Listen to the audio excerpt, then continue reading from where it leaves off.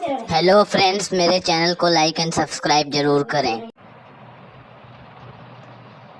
Hello friends, आज हम 10th class के वेरी इम्पोर्टेंट चैप्टर के बारे में पढ़ेंगे। यह चैप्टर बायोलॉजी का फर्स्ट चैप्टर है, जैव प्रक्रम, लाइफ प्रोसेस।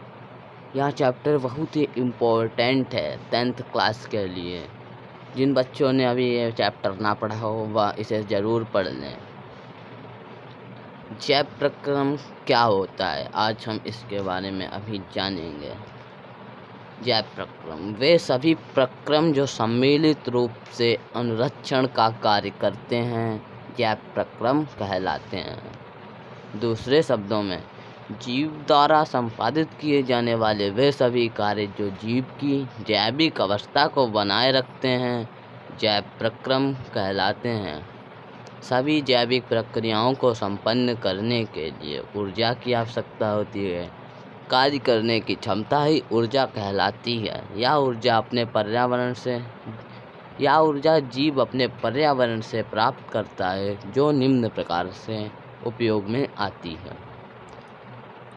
तो आप इस हेडिंग को 2-3 बार पढ़ेंगे तो आपको बिल्कुल ही याद हो जाएगा, मुझे ये क्लियर है, क्योंकि ये हेडिंग मैंने इतनी सरलता से लिखी है कि आसानी से याद हो जाए। वे सभी प्रक्रम जो सम्मिलित रूप से अनुरक्षण का कार्य करते हैं, जैव प्रक्रम कहलाते हैं। दूसरे शब्दों में, जीव द्वारा संपादित किए जाने वाले वे सभी कार्य जो सम्मिलित रूप से जीव द्वारा संपादित किए जाने वाले वे सभी कार्य जो जीव की जैविक अवस्था को बनाए रखते हैं, जैव प्रक्रम कहलाते हैं। सभी जैविक प्रक्रियाओं को संपन्न करने के लिए ऊर्जा की आवश्यकता नहीं होती है। सभी जैविक प्रक्रियाओं को संपन्न करने के लिए ऊर्जा की आवश्यकता होती है। कार्य करने की क्षमता ही ऊर्जा कहलाती है। यह ऊर्जा जीव अपने पर्यावरण से प्राप्त करता है, जो निम्न प्रकार से उपयोग में आती है। नंबर 1, पोषण। जीव पर्यावरण से ऊर्जा को भोजन के रूप में प्राप्त करता है। दूसरे शब्दों में, वे समस्त क्रियाएं जिनकी सहायता से जीवधारी भोज्य पदार्थों को ग्रहण करके कोशिका के उपयोग के लिए बनाता है, पोषण कहलाता है। भोजन प्राप्ति के आधार पर जीवधारी मुख्य रूप से 2 प्रकार के होते हैं, स्वपोषी, परपोषी। आप फिर से इस हेडिंग को पढ़िए। पोषण, जीव पर्यावरण से ऊर्जा को भोजन के रूप में प्राप्त करता है। दूसरे शब्दों में, वे समस्त क्रियाएं जिनकी सहायता से जीवधारी भोज्य पदार्थों को ग्रहण करके कोशिकाओं के उपयोग के लिए बनाता है, पोषण कहलाता है। भोजन प्राप्ति के आधार पर जीवधारी मुख्य रूप से 2 प्रकार के होते हैं, स्वपोषी, परपोषी। अब यहाँ पे भोजन प्राप्ति के आधार पर जीव 2 प्रकार के होते हैं, स्वपोषी और परपोषी। स्वपोषी के बारे में हम आप पढ़ेंगे। ये जल तथा कार्बन डाइऑक्साइड से प्रकाश तथा हरी लवक की उपस्थिति में कार्बनिक भोज्य पदार्थों का संश्लेषण करते हैं, स्वपोषी कहलाते हैं। यानी स्वपोषी ये जल तथा कार्बन डाइऑक्साइड से प्रकाश तथा हरित लवक की उपस्थिति में कार्बनिक भोज्य पदार्थों का संश्लेषण करते हैं, स्वपोषी कहलाते हैं। और परपोषी या अन्य माध्यमों से कार्बनिक भोज्य पदार्थों का ग्रहण करते हैं, परपोषी कहलाते हैं। भोजन के स्रोतों के आधार पर जंतु शाकाहारी, मांसाहारी व सर्वाहारी होते हैं।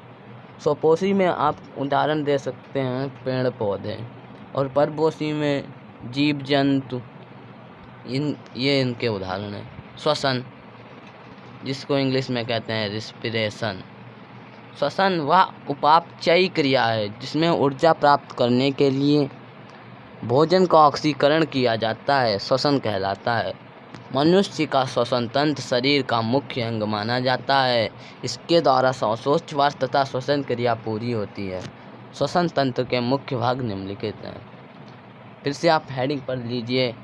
एक हेडिंग को 2 बार पढ़ने पर भी आपको बहुत अधिक याद हो जाएगा। श्वसन वह उपापचयी क्रिया है जिसमें ऊर्जा प्राप्त करने के लिए भोजन का ऑक्सीकरण किया जाता है, श्वसन कहलाता है। मनुष्य का श्वसन तंत्र शरीर का मुख्य अंग माना जाता है। इसके द्वारा श्वासोच्छ्वास तथा श्वसन क्रिया पूरी होती है। श्वसन तंत्र के मुख्य भाग निम्नलिखित हैं। फ्रेंड्स, हम चैप्टर को थोड़ा थोड़ा करके ही पूरा करेंगे।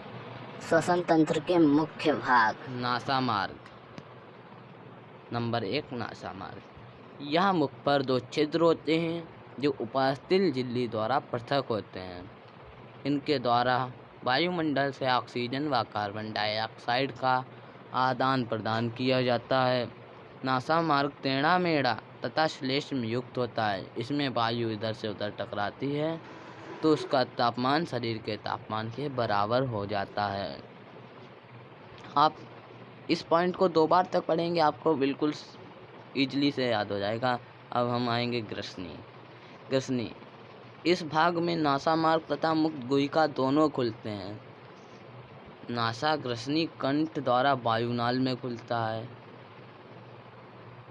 अब स्वरयंत्र। नंबर 3, स्वरयंत्र। यह श्वास नाल का सबसे ऊपरी भाग होता है। स्वर तंत्र में वाक रज्जु होते हैं, इनके कंपन से ध्वनि उत्पन्न होती है। स्वर यंत्र उपास्थियों से बना होता है। नंबर 4, वायुनाल। वायु मार्ग ग्रीवा से होकर बच्चू गुहा में प्रवेश करती है। इसमें भी उपास्थल के बने सी आकार के छल्ले होते हैं जो इसकी भित्ति को बिचकने से रोकते हैं। नंबर 5, श्वसनी। श्वासनाल फेफड़ों में पहुंचने से पहले पतली नलिकाओं में विभाजित हो जाता है या फेफड़े के अंदर और पतली शाखाओं में विभाजित हो जाता है। अब हम पढ़ेंगे फेफड़े, लंग्स। फेफड़े हमारे शरीर या श्वसन तंत्र के मुख्य उत्सर्जी अंग होते हैं या हृदय के पार्श्व भागों में स्थित होते हैं। फेफड़े गुलाबी रंग के, संख्या में 2 व आपेशी होते हैं। इसके ऊपर एक झिल्ली होती है जिसे प्लूरल झिल्ली कहते हैं। इस भाग में द्रव भरा होता है जिसे प्लूरल द्रव कहते हैं। यह द्रव फेफड़ों को बाहरी आघातों से बचाता है, लेकिन जब इस द्रव की अधिकता हो जाती है तब प्यूरेसी नामक रोग हो जाता है। इस रोग में सांस लेने में कठिनाई होती है। फेफड़ों का निर्माण वायुकोश और कोशिकाओं से होता है। प्रत्येक फेफड़े में मधुमक्खी के छत्ते के समान असंख्य कोशिकाएं होती हैं। इनमें ऑक्सीजन भरी होती है। फेफड़े ऑक्सीजन ग्रहण करते हैं और कार्बन डाइऑक्साइड बाहर छोड़ते हैं। दायां फेफड़ा बाएं फेफड़े से बड़ा होता है। बायां फेफड़ा 2 खंडों में जबकि दायां फेफड़ा 3 खंडों में विभाजित होता है। आप इस हेडिंग को दोबारा पढ़ेंगे तो आपको ये हेडिंग बिल्कुल क्लियर से याद हो जाएगी। अब फेफड़े का हम चित्र देखेंगे। लंग्स, ये है फेफड़े का चित्र।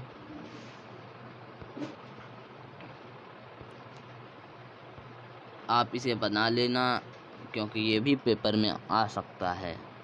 फेफड़ों की क्रिया विधि। फेफड़े आपेशी होने के कारण स्वयं क्रिया नहीं करते हैं। यह डायाफ्राम की अंतरापृष्ठ पेशियों की क्रियाओं के द्वारा फैलता व सिकुड़ता है। यह पेशियां 2 प्रकार की होती हैं। आपको डायाफ्राम बताएंगे हम। डायाफ्राम वह होता है जिस पे फेफड़े रखे होते हैं या टिके होते हैं।